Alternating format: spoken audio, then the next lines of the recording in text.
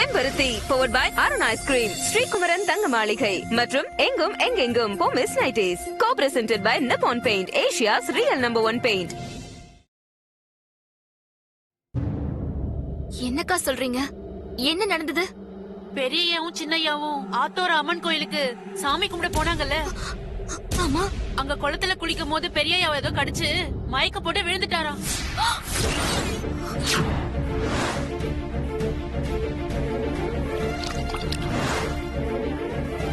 அதுக்கப்புறம் சின்னையா தூக்கிட்டு வந்து ஹாஸ்பிடல்ல சேர்த்திருக்காராம். இப்ப பெரியய்யா பேச்சு மூச்சு இல்லாம இருக்காராம். போன் வந்ததும் அம்மாவும் ஐயாவும் பதறடிச்சு கிளம்பி போயிருக்காங்க பார்வதி.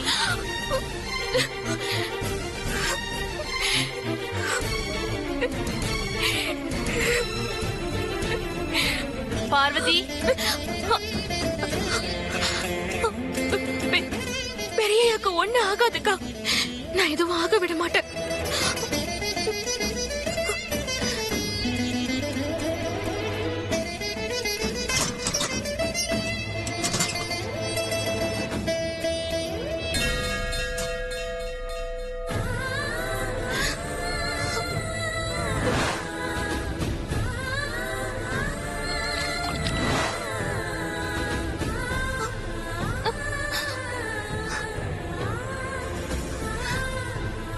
வாங்கக்கா போலாம்.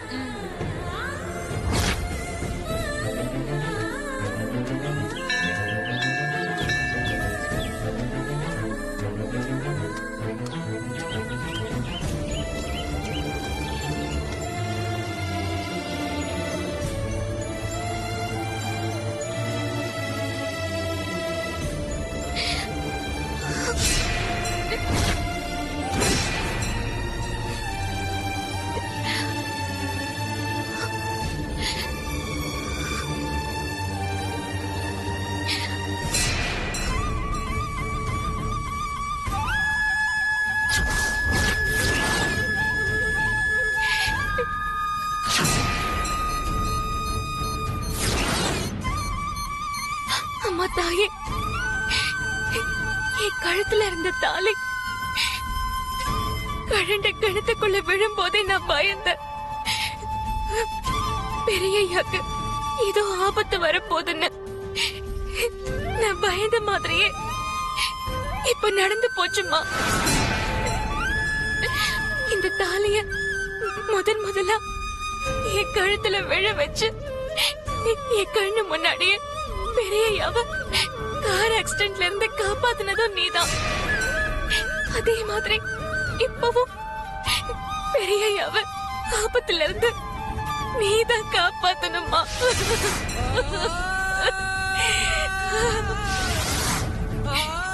தவறி கிணத்துல விழுந்த இந்த தாலிய ஒன்னு சாட்சியா வச்சு மறுபடியும் என் கழுத்துல நான் போட்டுக்கிறேன். பெரியய்யா நல்லபடியா குணமாகணும். ஒரு உயிருக்கு எந்த ஆபத்தும் வந்துடக்கூடாது. அதுக்கு நீதான் கருணை காட்டணும்.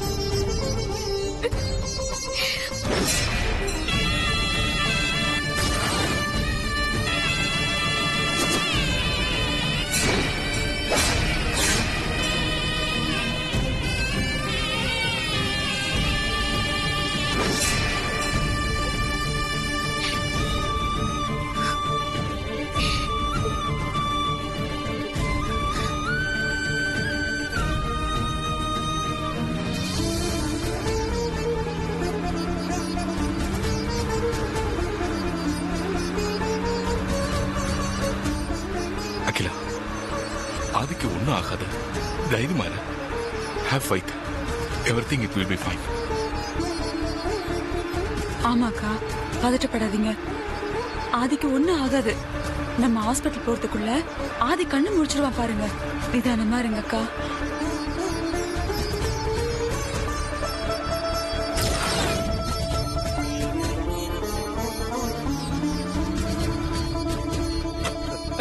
சிஸ்டர் சிஸ்டர் ப்ரோக்கு எப்படி இருக்கு சிஸ்டர்? கொஞ்சம் ஓரமா போய் நில்லுங்க, வழிய விடுங்க. அவருக்கு இன்னும் கான்சியஸ் வரல, மயக்கத்துல தான் இருக்காரு. அப்படி போய் உட்காருங்க, போய் உட்காருங்க.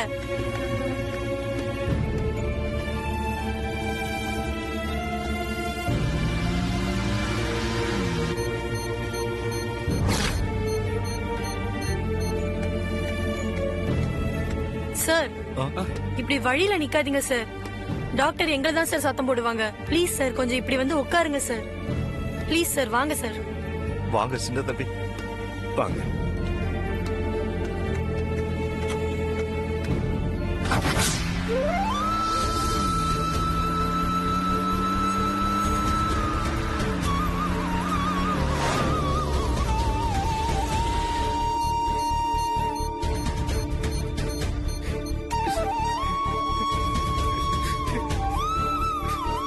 இவ்வளவு நேரமாயும் டாக்டர் வந்து எதையுமே சொல்ல மாட்டேங்கிறாரே Guruji.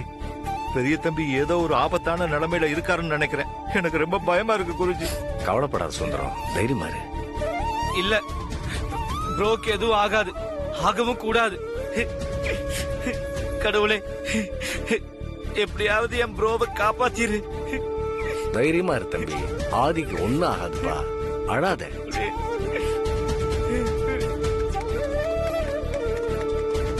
Excuse me mister Aditya. A block ஸ்ட்ரைட்டா போங்க. அந்த பக்கம் நீ சின்ன தம்பி அம்மா வராங்க. அம்மா அம்மா ஆதிக்கு என்னடா ஆச்சு? ஆதிக்கு எப்படி இருக்கு? டாக்டர் என்ன சொன்னாரு? டாக்டர் இன்னும் எதுவுமே சொல்லலப்பா. ட்ரீட்மெண்ட் போயிட்டு இருக்குமா. எனக்கு ரொம்ப பயமா இருக்குமா. பயப்படாத அப்பா பயப்படாத.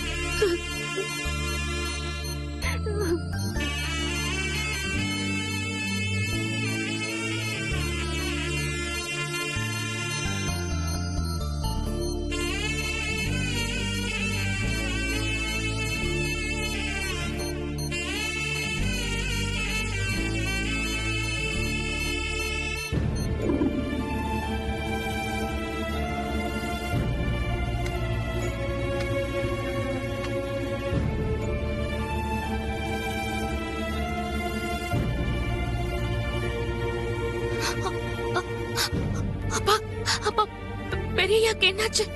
அவர் எப்படி இருக்காரு இப்போ?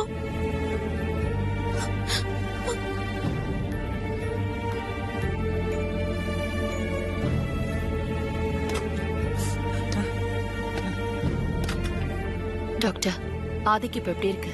இப்போதைக்கு எதுவுமே சொல்ல முடியாது மேடம். ஐயோ He should be under observation for 6 hours madam. என்னங்க இது? அதுக்கப்புறம் தான் எதுவுமே உறுதியா சொல்ல முடியும்.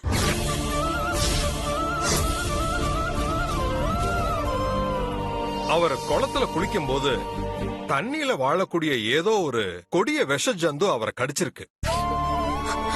அதனாலதான் அவர் மயக்கமாகி விழுந்திருக்கார்.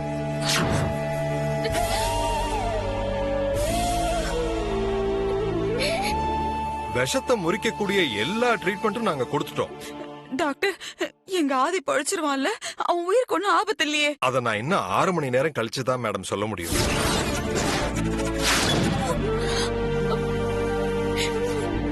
ஐயோ அக்கா, என்னக்கா இது? டாக்டர் நம்ம தலையில இப்படி குண்டு தூக்கி போடுறாரு. டாக்டர் எனக்கு என் மகன் நல்லபடியா வரணும். அதுக்காக உங்களுக்கு என்ன மெடிசன் தேவைப்படுது? எந்த ஸ்பெஷலிஸ்ட் உலகத்துல எந்த மூலையில இருந்தாலும் என்ன ஃபெசிலிட்டி வேணாலும் நான் உங்களுக்கு ப்ரொவைட் பண்ணி தரேன். I want my Aditya back. He should be well. அவன் நல்ல ஆயி வெளியில வரணும். அதுக்காக உங்களுக்கு என்ன வேணுமோ என்கிட்ட சொல்லுங்க. இப்ப நான் அவருக்கு கொடுத்திருக்கிற ட்ரீட்மெண்டே விஷக்கடிக்கு கொடுக்கக்கூடிய உலகத்தரம் வாய்ந்த இன்டர்நேஷனல் ட்ரீட்மெண்ட் தான் கொடுத்திருக்கேன். இந்த ட்ரீட்மெண்ட்டுக்கு அவரு 1 ஹவர்ல கண்ணு முழிச்சாகணும். பட் அவருடைய பாடி கண்டிஷன் ரொம்ப மோசமா இருக்கு. அதனாலதான் நான் அவர் 6 ஹவர்ஸ் அப்சர்வேஷன்ல இருக்கணும்னு சொன்னேன். அதனாலதான் நான் 6 மணி நேரம் கழிச்சு சொல்றேன்னு சொன்னேன். ஓகே?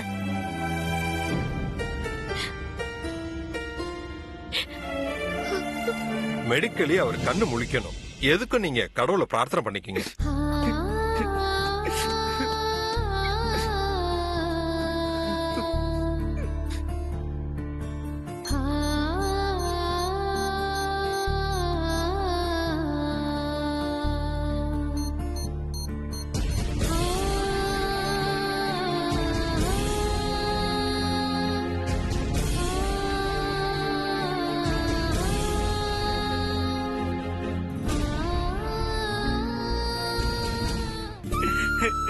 மா, ப்ரோவ பாத்தீங்களாமா? எனக்கு ஏதாவது ஆயிருந்திருக்க கூடாதா? மா, ப்ரோவை எப்படியாவது காப்பாத்துங்கம்மா. ஏதாவது செய்யுங்கம்மா. அருண், அழாதடா, அழாத அருண். ஒண்ணும் ஆகாது. பாரு, அம்மா எல்லாம் இருக்காங்கல்ல, ஆதிக்கு ஒண்ணும் ஆகாது. நல்லபடியா குணமாயிடுவான். அழாத.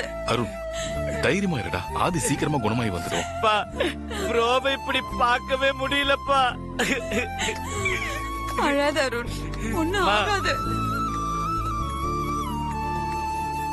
கல்யாண மாப்பிள்ள குளத்துல முங்கி எழுந்திருச்சு ஆத்தோர அம்மனை வழி பண்ணுங்கிறதானே எங்க பரம்பரை வழக்கம். காலங்காலமா கடைபிடிச்சுக்கிட்டு வர இந்த வழக்கத்தை மாத்திக்காம நிறைவேத்த வந்த இடத்துல எதுக்கு இப்படி ஒரு சோதனை குருஜி? நாங்க யாருக்கு என்ன தப்பு செஞ்சோம்? ஏன் இப்படி எல்லாம் நடக்குது?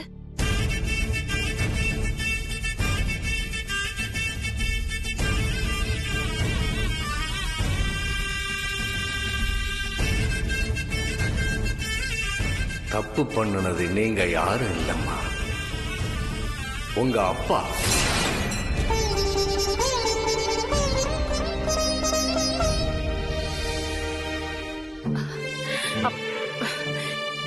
என்ன குருஜி சொல்றீங்க? ஊருக்காகவும் ஊர் மக்களுக்காகவும் வாழ்ந்து உயிரை தியாகம் பண்ணவரு எங்க அப்பா. உங்களுக்கும் நல்லா தெரியும். அப்படிப்பட்ட என் அப்பா என்ன தப்பு பண்ணிருப்பாரு? தன்னை நம்பின மக்களுக்காக வாழ்ந்த உங்க அப்பா, அவர் நம்பின ஆத்தோர அம்மனுக்கு கொடுத்த வாக்க காப்பாத்தாம விட்டுட்டாரேம்மா.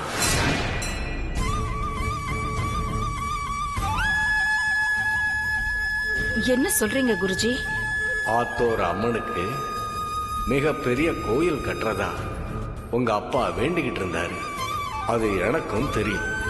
ஆனா அவர் வேண்டிக்கிட்டபடி கோவில் கட்டி முடிக்கிறதுக்குள்ள எதிர்பாராத விதமா அவர் இறந்துட்டார். அந்த குறைதான் அம்மன் இப்படி உங்களை சோதிக்கிறார். எவ்வளவு செலவானாலும் பரவாயில்ல, எங்க அப்பா வேண்டிக்கிட்டத நான் நிறைவேற்றுறேன். என் ஆதிக்கு மட்டும் எதுவும் ஆகக்கூடாது. அதுக்கு நான் என்ன பண்ணணும்? இதுக்கு ஏதாவது பரிகாரம் இருக்கா? பரிகாரம் இருக்குமா? என்ன பரிகாரம்? தயவு செஞ்சு சொல்லுங்க. கல்யாணமானவங்களா இருந்தா தாலிக்கொடி உறவு தீச்சட்டி எடுத்து அம்மனை வேண்டிக்கணும்.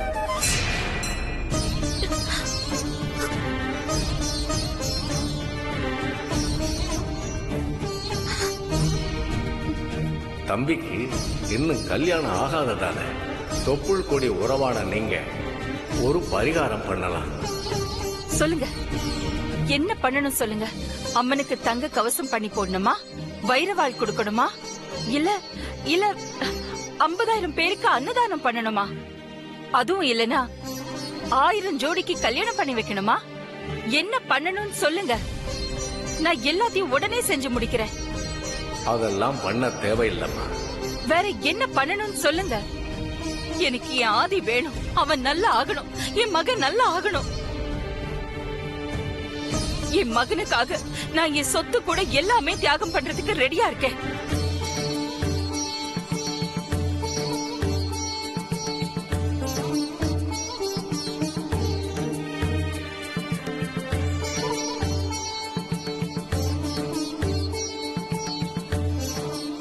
என்ன குருஜி, ஏன் இப்படி யோசிக்கிறீங்க? அதுதான் அகிலா எது வேணாலும் பண்ணலாம்னு சொல்றாள்ல. என்ன பண்ணணும்னு சொல்லுங்க. அம்மாவோட தகுதிக்கு அவங்களால இந்த பரிகாரத்தை பண்ண முடியுமான்னு கொஞ்சம் யோசனையா இருக்கு. என் மகனை விட எனக்கு வேற எதுவுமே முக்கியம் இல்ல குருஜி. நான் என்ன பண்ணணும்னு சொல்லுங்க. அது வந்துமா, நீங்க மடிப்பிச்சை எடுக்கணும்.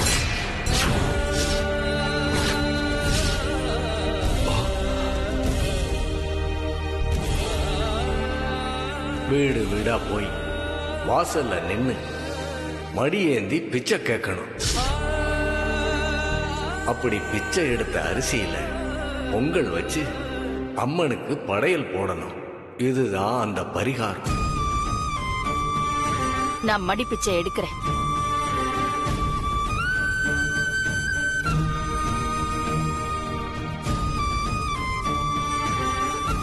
என் மகனுக்காக நான் வீடு வீடா போய் மடி ஏந்தி பிச்சை எடுக்கிறேன்.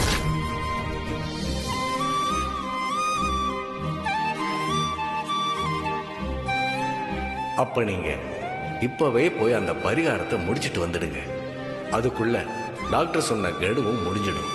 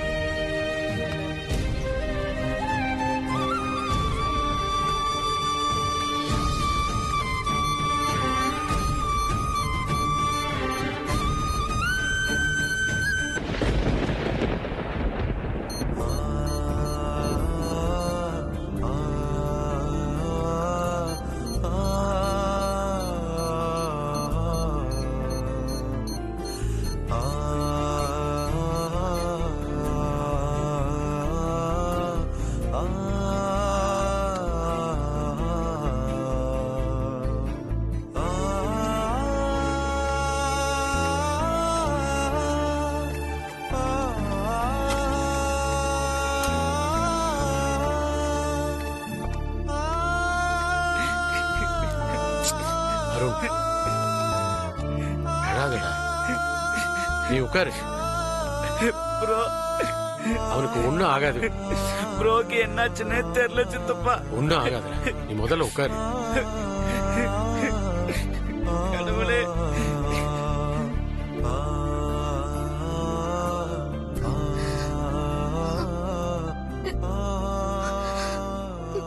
பெரியய்யா, உங்களுக்கு நான் இருக்கேன்.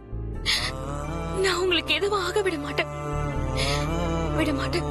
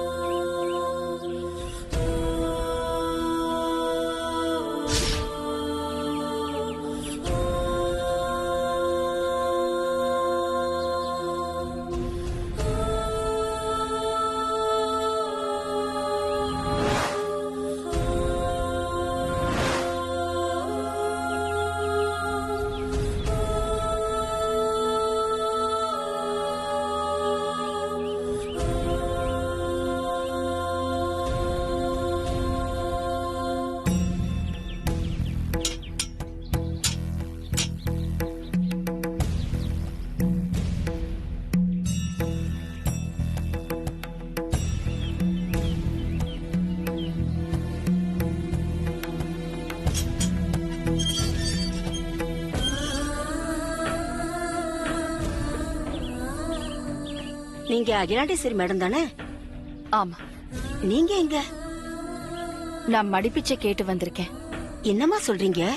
உங்களால எத்தனையோ குடும்பம் வாழ்ந்துட்டு இருக்கு, நீங்க போய்?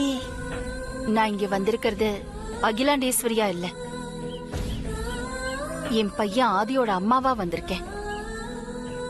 என் பையன் உயிருக்கு ஆபத்தான நிலைமையில ஹாஸ்பிட்டல்ல இருக்கான். அவன் உயிரை காப்பாத்தணும்னா நான் மடிப்பிச்சை எடுத்து அந்த அரிசியில அம்மனுக்கு பொங்கல் வைக்கணும். அதுக்காக தான் மடிப்பிச்சை கேட்டு வந்திருக்கேன். பிச்சை போடுங்க தாயே.